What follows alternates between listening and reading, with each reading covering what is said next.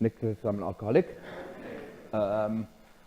Yeah, I think she's coming back here the third time, and doing this is never stops getting overwhelming, eh? Yeah, I think like everyone,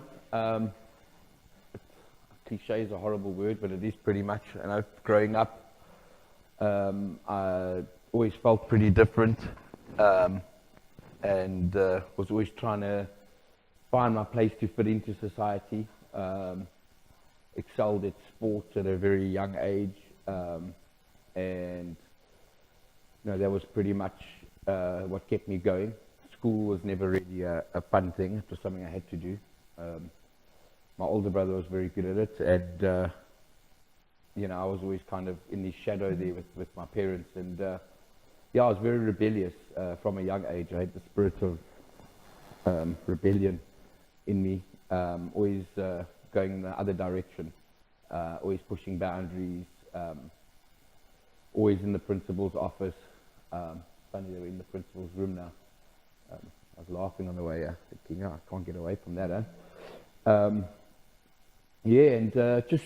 growing up was fun. I had a good childhood. It was amazing.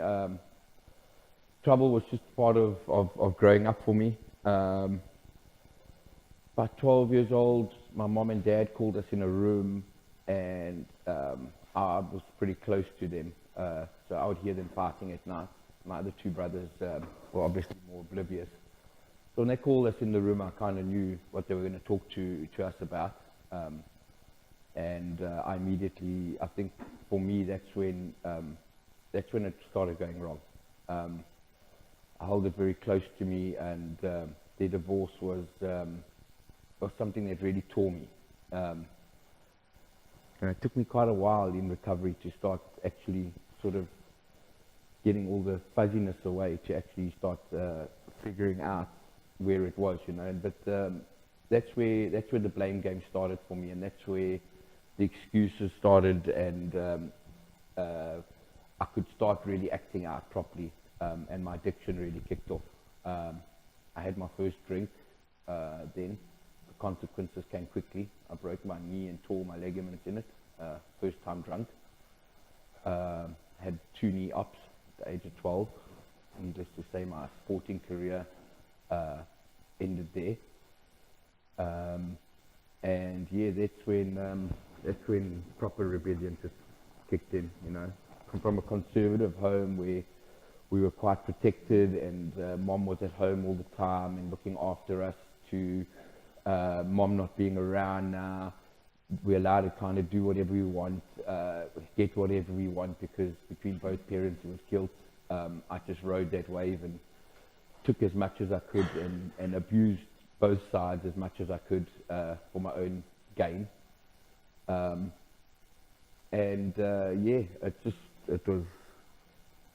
was my life. That was pretty much how it was. School really took a bad turn for me then. High school kicked in, the hormones kicked in.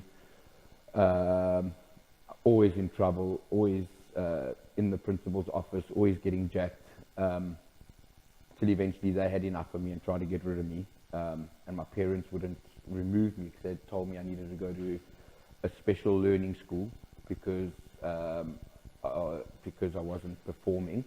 And they said, well, he's not stupid, he's just not interested. He needs to be stimulated more. And I was not interested. They weren't interested in teaching me anymore. So eventually I would just sit in the principal's secretary's office and write out textbooks to whichever subject I was in, and eventually started trying to integrate me back into school. My brother was head boy. We ended up having a tiff at break, and I hit him. And that was the straw that broke the camel's back. The school did not want me back in. They couldn't expel me because I wasn't 16. There were laws, I don't know how they are now. But anyway, long story short, they sat me down and said, you don't want to be here? And I said, no. They said, well, what do you want to do? And I said, I want to go to college, I want to do something technical. And they argued with me, and we tried to get a happy medium. I wasn't old enough to go to college. It was either a standard 8 diploma or a B16. And I was in standard 8, and I was 15. I was a year early for school. And eventually, this girl I knew at the time, this mom's boyfriend, was an Italian guy. He had a friend who owned a hair salon, and he said, well, you can go be an apprentice there. But I said, I don't know. He said, well, you want to get out of school, so why not get him to write you a letter, and then you can go be an apprentice, and we'll put you in college as soon as you're 16. And unbeknown to me, that would be the career path that I actually followed. It was a get out of school free card, or jail was pretty much what it felt like. And yeah, that's when I thought I was a man. You know, I thought I was a big boy at the age of 15, and I decided to do this. My dad forbid me from doing it. I gave him the middle finger because, you know, who was he to tell me anything after what he did to my mom? And I kind of rode that wave, you know, of that entitlement of, you don't know what I've gone through. You know, my mom turned into a raging alcoholic too at the time, and would come home drunk and not be compos mentis, so I couldn't be around her. Anyway, my dad told me if I leave, I'm out of the house. And so I did that. I packed my bags, I left, I got a job, I got earn about 400 Rand a month. And at that stage, I'd already got involved in using a whole lot of other substances, and there was a dance cult scene that started at the time in the mid-90s. It had already been going for a while. I thought it started then because everything just started when I arrived there. And yeah, I got involved in a lot of things there, and I started selling these substances to pay rent and to get myself through life and try make it. And very quickly, you know, the hairdressing was a cover-up for this undercover gangster that I thought I was. You know, gangster hairdresser. It's quite funny when I think of it now. Yeah, and needless to say, I really tried to be a gangster pretty hard. I was in jail often. I'm not going to go into all the war stories, but my life was a freaking wreck, man. I loved it though at the time.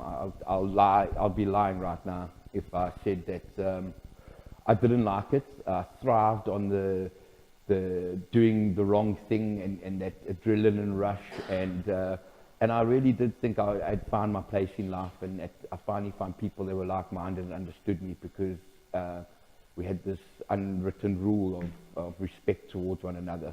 It's a rule that I know at the time, but those people that I had all that respect for were the first people that turned on me later on. Anyway, fast forward a bit, I landed up using a lot harder drugs, and as this program teaches one, it is a progressive disease, and I landed up at the end of a needle, and again, hairdressing was like the background. I think I'd even stopped. I'd retired at the age of 24 because the drug dealing was going so well, and I was full-on gangster at that point. So I didn't need to worry about covering up, because I was, I don't know what I thought I was. But organized crime at my home, jail, out of jail, back into jail, out of jail, eventually like 3 or 4 times on the same sort of thing. They had 4 cases pending. They threw the key away and they told me, piss off, you're staying there. You're not coming out. And my attorneys at the time said to me, well, look, we can send you to this place in the Northern Cape.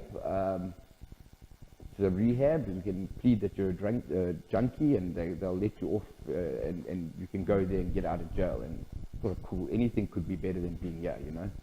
Terrible, sleeping with bed lice and 50 people in like 2 beds. It's not a place to be.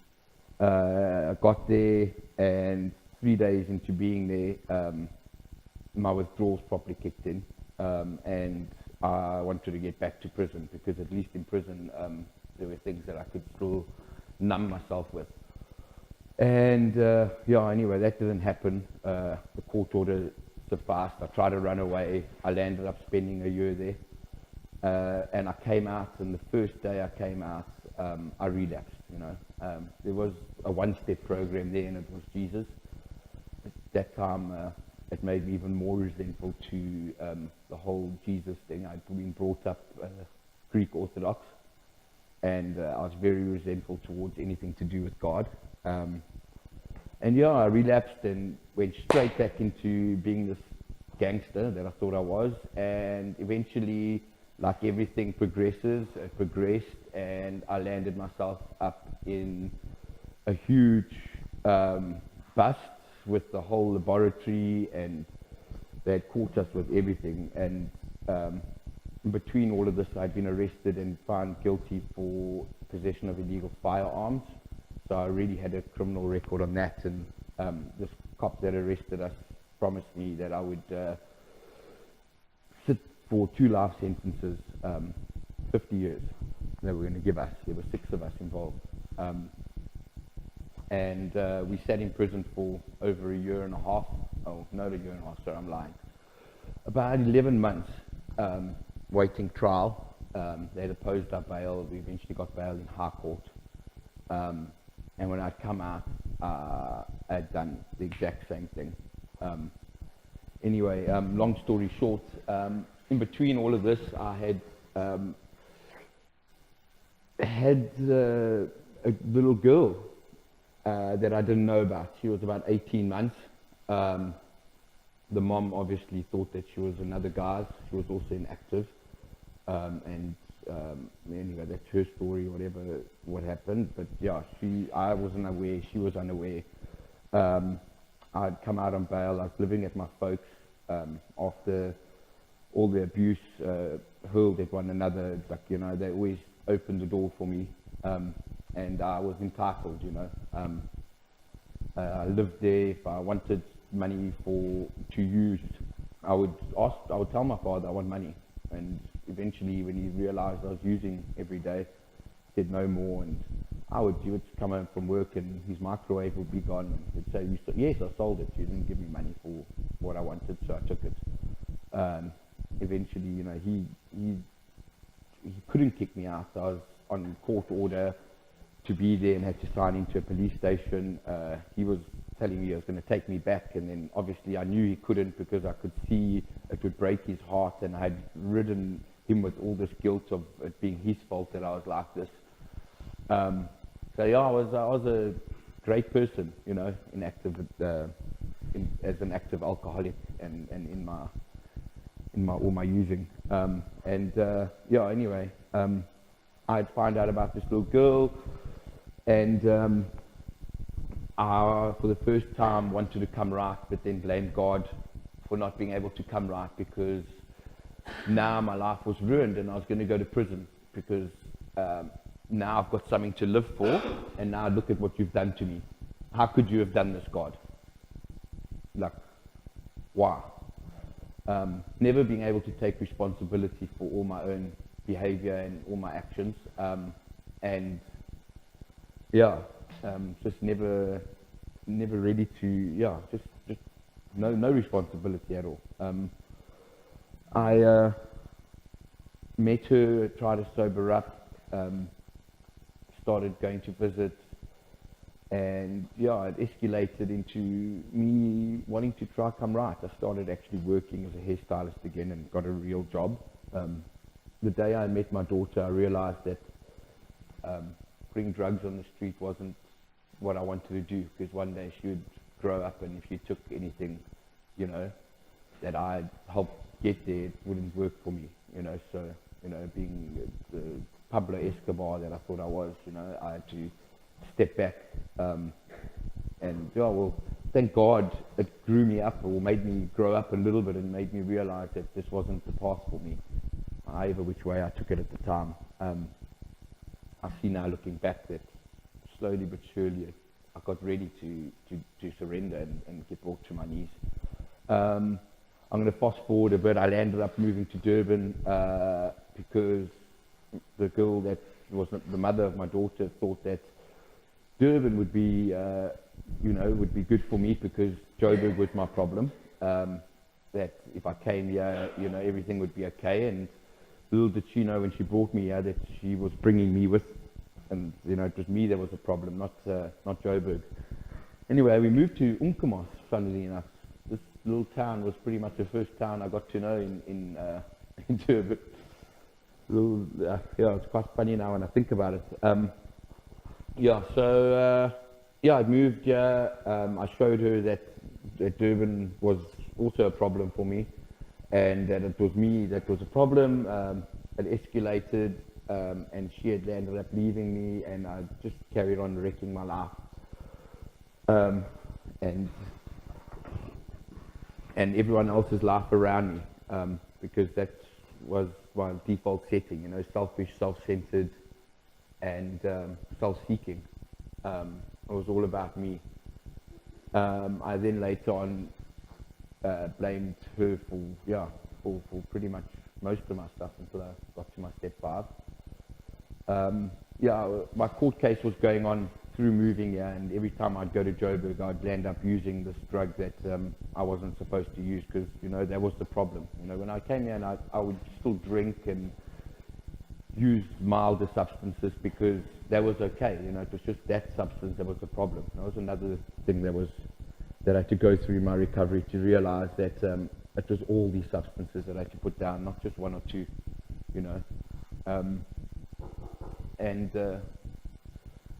Our court case had obviously got ready for trial, and they postponed it. It took about 5 years to go through. And about 3 weeks before it went to trial, the one guy that had the house,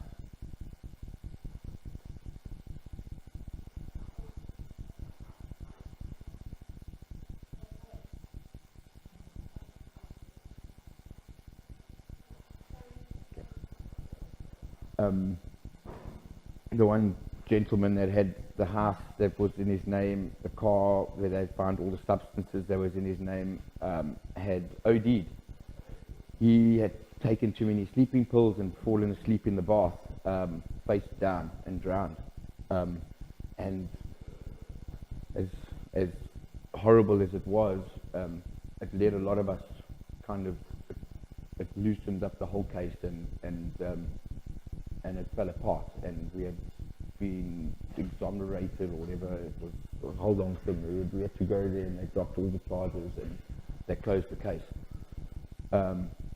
So, me not having any faith in the system or in God or whatever just went to show me. And then I hated God, because it was, wow, you put this there, you made me ruin this whole thing that I had with this girl and my daughter, and you took her away from me now because you made me think I was going to jail, and then all of this happened.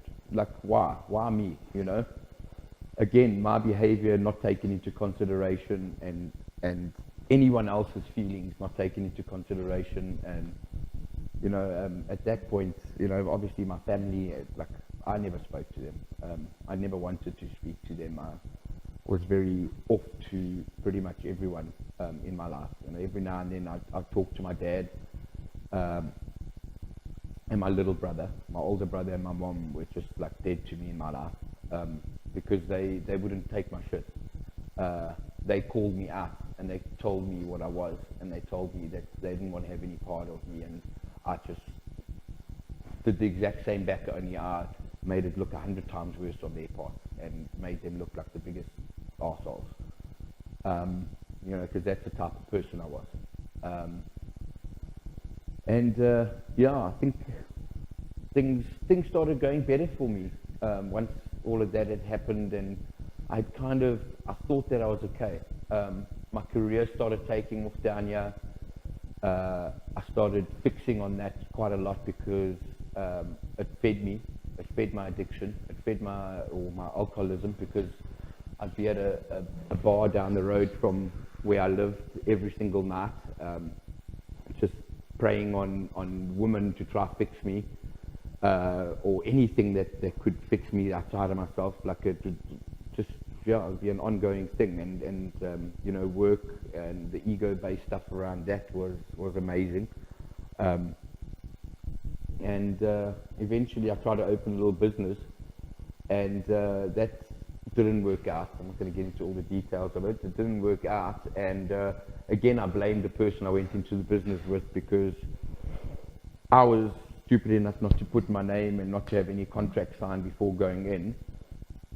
And when it turned around and it got nasty and I got pushed out of the business because I had no legal holding on it, I then quickly was like, oh, look at what they've done to me, shana na, pulled my little violin out, sung myself a little tune, made everyone feel sorry for me, like I was a victim again. And immediately, I'd driven to Joburg to go fetch my daughter, and the little boy, he's not mine, I call him my son, so I don't want to confuse you guys, to fetch my children. Not this little guy, other little guy's big now.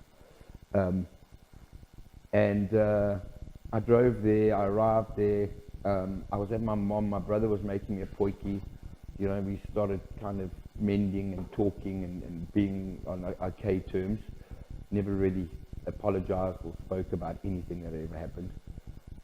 And I went to the toilet and I came out, and that's when, woof, I'm going to use now. It's going to happen. I phoned the guy, obviously knew his number off by heart, because it had been drilled into my head for years.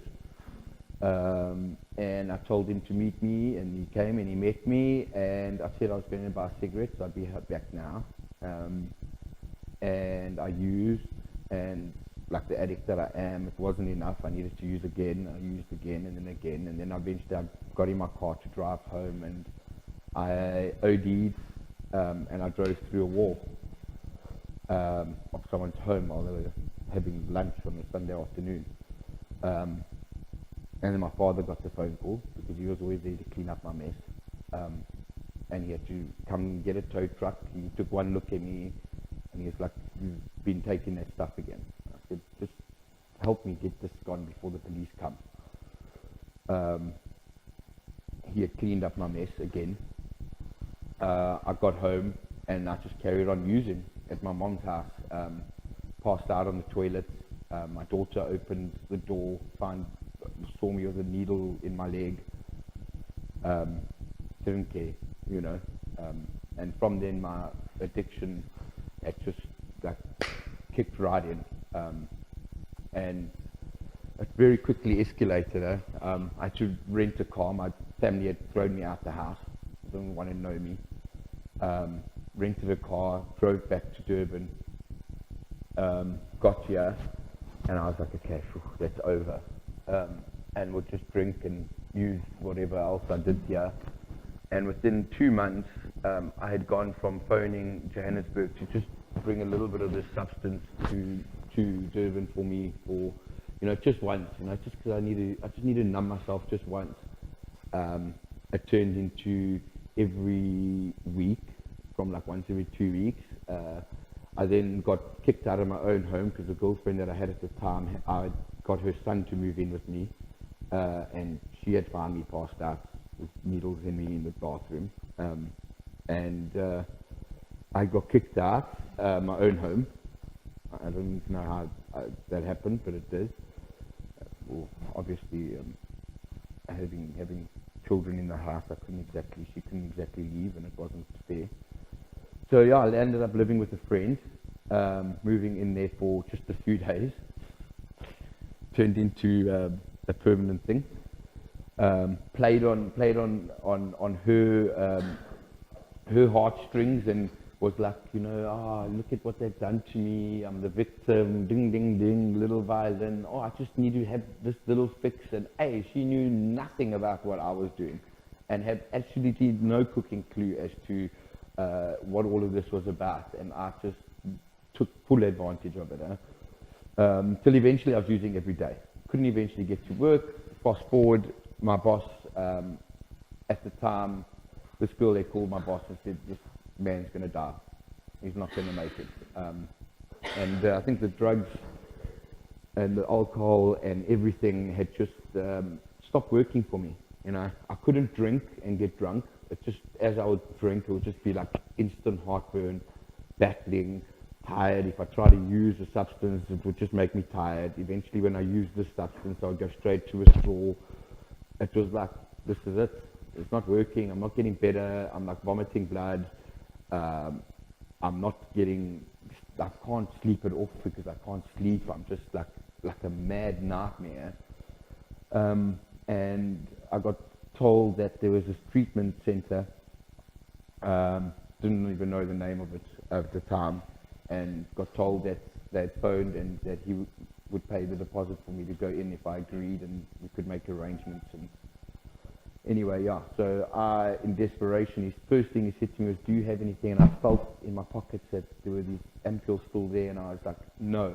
And then immediately all I wanted to do was go use them, and the only reason I'd agreed to do this whole thing was to get him out of my home so that I could use and then feel better. And even if I had to go ride it out for a week to make him happy, to keep my job so that I could keep doing what I was doing, you know. As bad as I was, hey, I worked. I was an addict that could work because I needed to feed my alcoholism and my addiction and all of these other stupid things that I had to feed, because that's what I thought would fix me. And yeah, I landed up at the house on the hill. You were the first person I saw. I couldn't really see at the time, but yeah, first thing I said to Caleb when I walked up those stairs was, where's the bathroom? I went in the bathroom, I used the last bit of my drug of my choice, I walked out, I gave it to him like I thought I was a hero. I'm done. And then I don't know, I don't remember the rest. Apparently it was quite a sight. My buddy at the time watched me fall asleep standing up in the fish pond.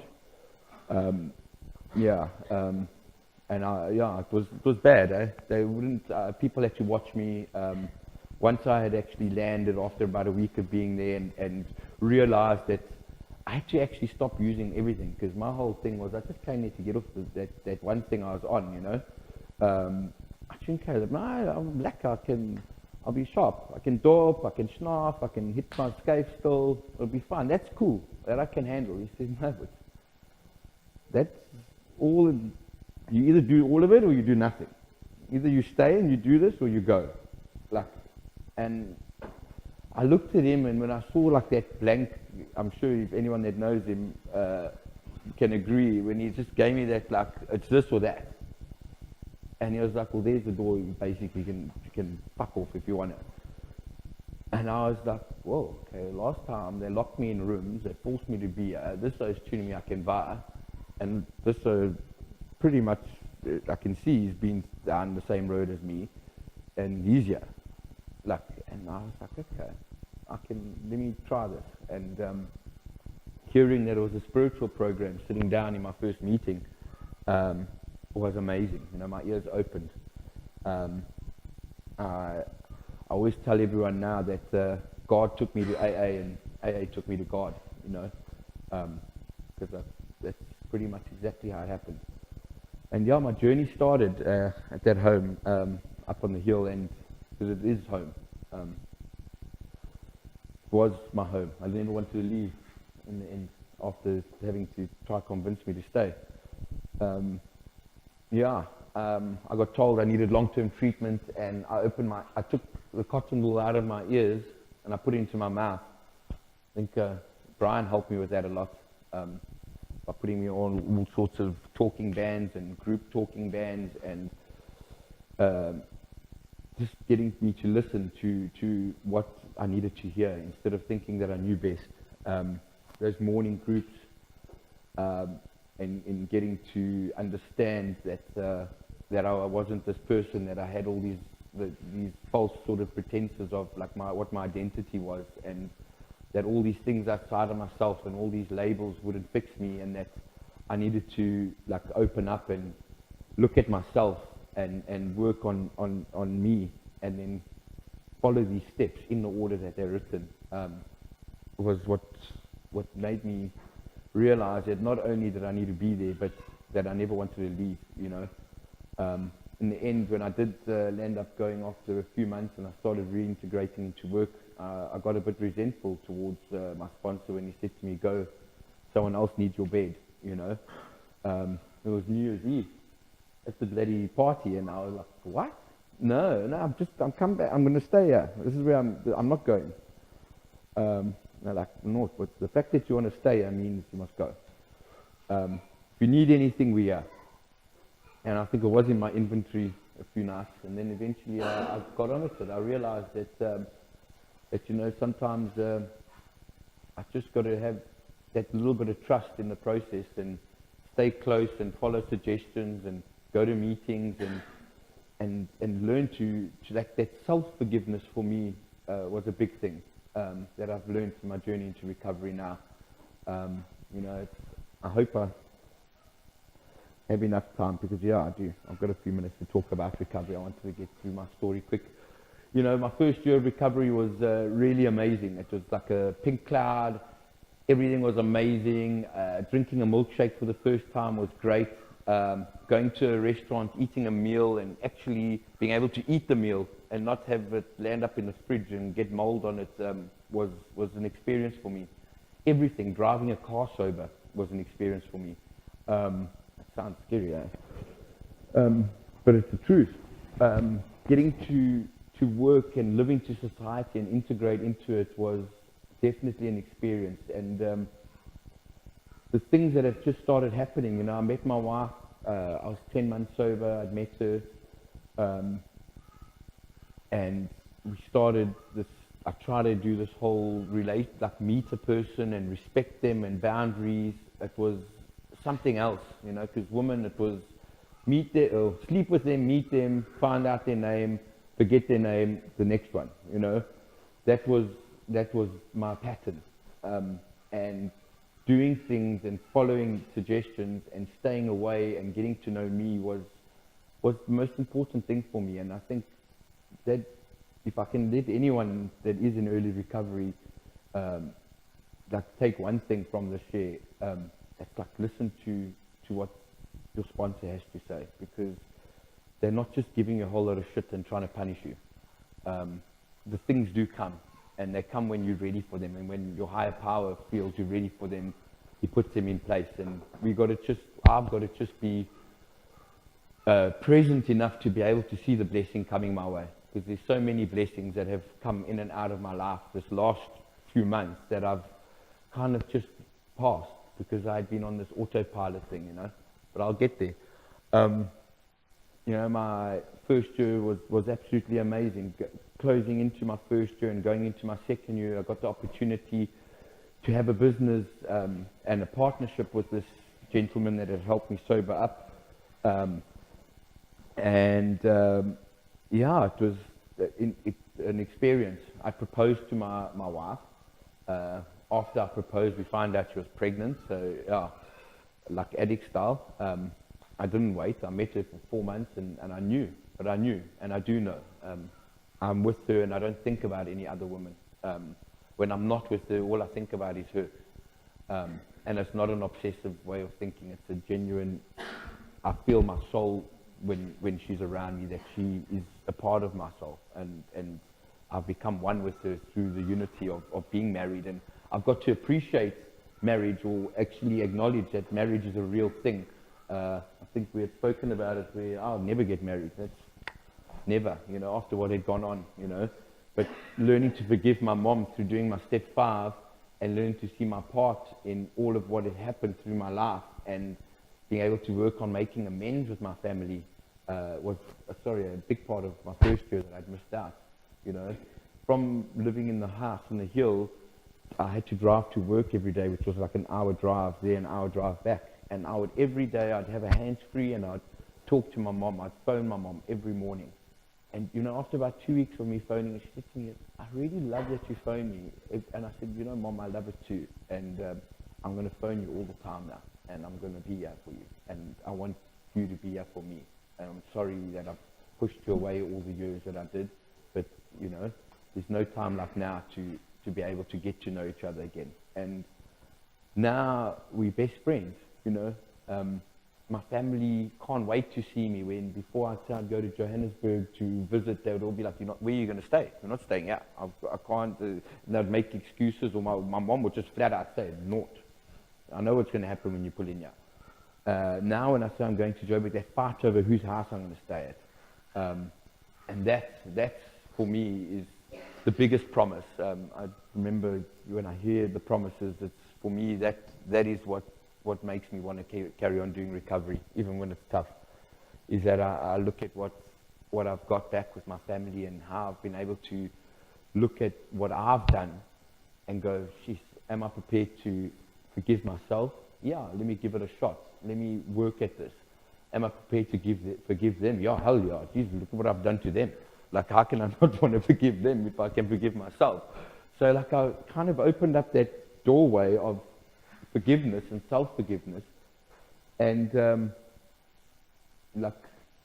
the blessings just kept coming and do keep coming. You know, I've been able to be there for my dad being sick and having a heart operation, and been able to be there for my little brother when he lost his baby, and actually not be like full of self-pity and using on it and blaming myself. You know, it was on my birthday it happened too.